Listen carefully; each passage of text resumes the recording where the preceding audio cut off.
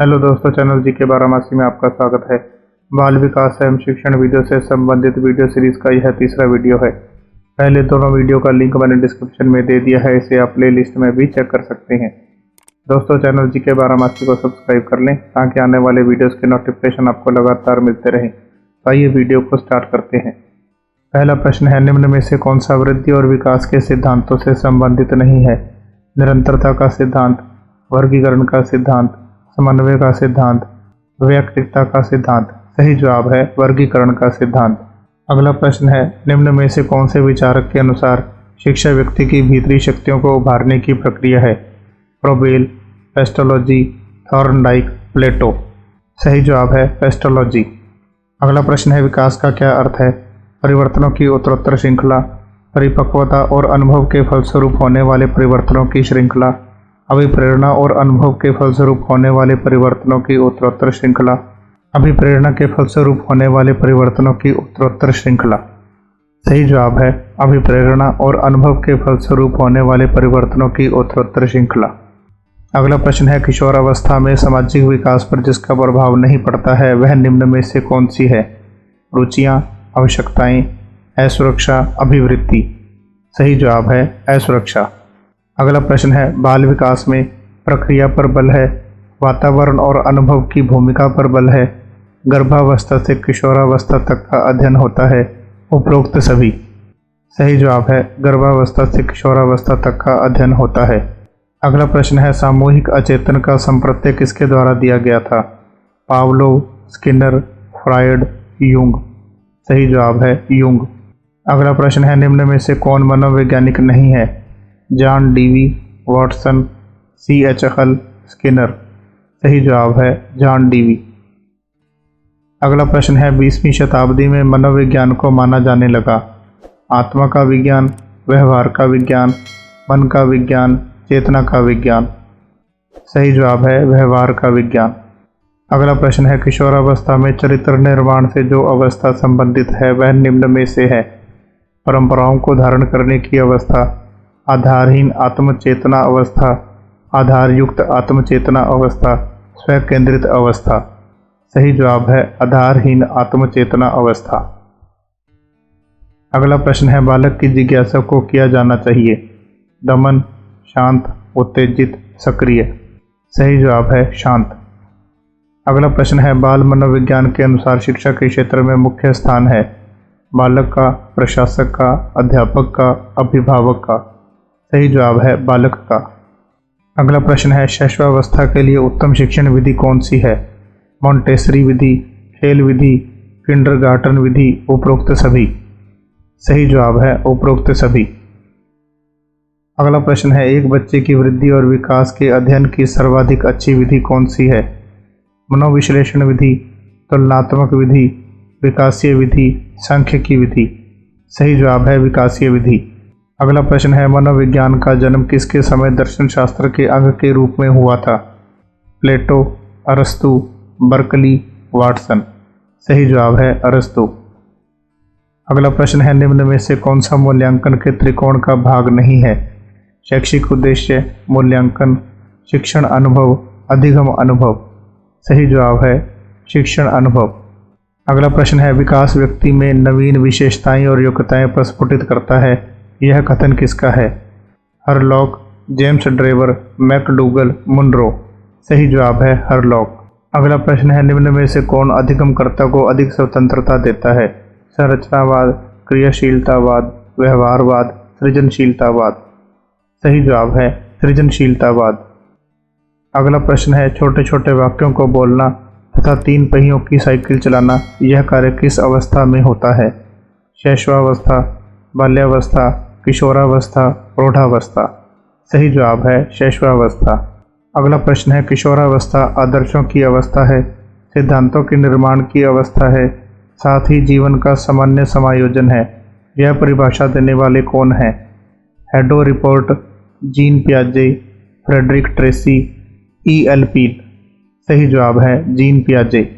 अगला प्रश्न है, निम्न में से किस घटना की ओर बालक सर्वप्रथम आकर्षित होना प्रारंभ करता है? प्रकाश, माँ, ध्वनि, भोजन। सही जवाब है प्रकाश। अगला प्रश्न है, शिक्षा मनोविज्ञान के मुख्य तत्व हैं। शिक्षार्थी, सीखने की प्रक्रिया, अध्यापक, सभी। सही जवाब है सभी। अगला प्रश्न है, बालक मुख्य रंगों की पहचान किस वर्ष में कर लेता है? 5 वर्ष, 2 वर्ष, 3 वर्ष, 4 वर्ष। सही जवाब है 5 वर्ष। अगला प्रश्न है, निम्न में से कौन सा कथन शिक्षा मनोविज्ञान के अर्थ को सबसे अधिक सही ढंग से प्रकट करता है? यह व्यक्ति के मन के अध्ययन का विज्ञान है। यह व्यक्ति के अनुभवों का विज्ञान है। इसका संबंध केवल व्यक्ति की सामाजिक प्रक्रियाओं से है। यह शिक्षा को मनोविज्ञान आधार प्रदान करता है। सही जवाब है, यह शिक्षा को मनोवैज्ञानिक आधार प्रदान करता है। अगला प्रश्न है, शिक्षा के प्रति मनोविज्ञान का सबसे महत्वपूर्ण योगदान निम्न में से कौन सा है? शिक्षा के महत्वपूर्ण लक्ष्यों का पता लगाना, व्यक्तिगत गुणों के आधार पर शिक्षार्थियों का विभाजन, मानव व्यवहार का ज्ञान प्रदान करना, अध्यापक द्वारा उचित शिक्षण विधियों को अपनाने में सहायक होना। सही जवाब है, अध्यापक द्वारा उचित शिक्षण विधियों को अपनाने में सहायक होना। अगला प्रश्न है, शिक्षा की प्रक्रिया में प्रेरणा का महत्व है। इस बात को ध्यान में रखें जो अध्यापक को निम्न में से कौन सा कार्य नहीं करना चाहिए? कार्य के लक्ष्य को स्पष्ट करना, शिक्षार्थी को सामाजिक कार्यों में भाग लेने के अवसर प्रदान करना, इनामों का प्रलोभन देकर बालकों में प्रतिद्वंद्विता पैदा करना, बालकों को अपने कार्य में सफल होने का अवसर प्रदान करना। सही जवाब है, इनामों का प्रलोभन देकर बालकों में प्रतिद्वंद्विता पैदा करना। अगला प्रश्न है, मैकडूगल ने अपनी पुस्तक आउटलाइन साइकोलॉजी में किस शब्द की कड़ी आलोचना की है? आत्मा, मन, मस्तिष्क, चेतना। सही जवाब है चेतना। अगला प्रश्न है, मनोविज्ञान को दर्शन शास्त्र से अलग विज्ञान का दर्जा किसने दिलवाया? William Wundt, William James, Skinner, Watson. सही जवाब है विलियम जेम्स। अगला प्रश्न है, थॉर्नडाइक के व्यक्तित्व के वर्गीकरण का आधार क्या है? शारीरिक गठन और शक्ल सूरत, रचनात्मक और मौलिकता, समायोजन और बुद्धि, चिंतन और कल्पना। सही जवाब है चिंतन और कल्पना। अगला प्रश्न है, किशोरावस्था एक नया जन्म है। इसमें उच्चतर और श्रेष्ठतर मानव विशेषताओं का जन्म होता है। यह कथन किसका है? John and Simpson, Gesell, Stanley Hall, Godfrey. सही जवाब है स्टैनली हॉल। अगला प्रश्न है, एक औसत बुद्धि वाला बच्चा यदि भाषा को पढ़ने और समझने में कठिनाई प्रदर्शित करता है तो यह संकेत देता है कि बच्चा किस बीमारी का लक्षण प्रदर्शित कर रहा है? पठन अक्षमता या डिसलेक्सिया, लेखन अक्षमता या डिस्प्राफिया, गणितीय अक्षमता या डिस्प्रैक्सिया, गति समन्वय अक्षमता या डिसलेक्सिया। सही जवाब है पठन अक्षमता या डिसलेक्सिया। अगला प्रश्न है, निम्न सिद्धांतकारों में से किसका मत है कि बच्चे अपनी वृद्धि व विकास हेतु कठोर अध्ययन करते हैं? बंडूरा, मैस्लो, स्किनर, पियाजे। सही जवाब है मैस्लो। अगला प्रश्न है, प्रगतिशील परिवारों में बच्चों में अपेक्षाकृत कौन सा प्रेरक अधिक प्रबल होता है? संबंधन, जिज्ञासा, आक्रामकता, उपलब्धि। सही जवाब है उपलब्धि। अगला प्रश्न है, जब शिशु अपनी आँख, कान व हाथ के संबंध में सोचते हैं तो ये निम्न में से कौन से स्तर में शामिल होते हैं? मूर्त संक्रियात्मक स्तर, पूर्व संक्रियात्मक स्तर, इंद्रिय जनित स्तर, अमूर्त संक्रियात्मक स्तर। सही जवाब है इंद्रिय जनित स्तर। अगला प्रश्न है, निम्न में से कौन सी समस्या शिक्षा मनोविज्ञान के क्षेत्र में आती है? शिक्षकों की अनुपस्थिति, विद्यालयों में बच्चों का कम नामांकन, शिक्षा का गिरता स्तर, शैक्षणिक पिछड़ापन। सही जवाब है शैक्षणिक पिछड़ापन। अगला प्रश्न है, तुम मुझे कोई बालक दे दो और मैं उसे कुछ भी बना सकता हूँ। यह दावा किसका है? McDougall, Kohler, Watson, Pavlov. सही जवाब है वाटसन। अगला प्रश्न है, निम्न में से कौन सा क्षेत्र मनोविज्ञान के अंतर्गत नहीं आता है? असामान्य मनोविज्ञान, औद्योगिक मनोविज्ञान, आर्थिक मनोविज्ञान, खेल मनोविज्ञान। सही जवाब है आर्थिक मनोविज्ञान। अगला प्रश्न है, भारत में बाल विकास की शुरुआत कब हुई? 1930, 1887, 1879, 1590। सही जवाब है 1930। अगला प्रश्न है, सर्वप्रथम मनोविज्ञान को किस विषय के अध्ययनकर्ता के रूप में स्वीकार किया गया? मन, आत्मा, चेतना, व्यवहार। सही जवाब है आत्मा। अगला प्रश्न है, निम्न में से शिक्षा मनोविज्ञान किस में उपयोगी नहीं है? बालक की मानसिक अस्वस्थता का पता लगाने में, शिक्षण विधियों के चयन में, छात्रों को अभिप्रेरित करने में, पशुओं के प्रयोग में।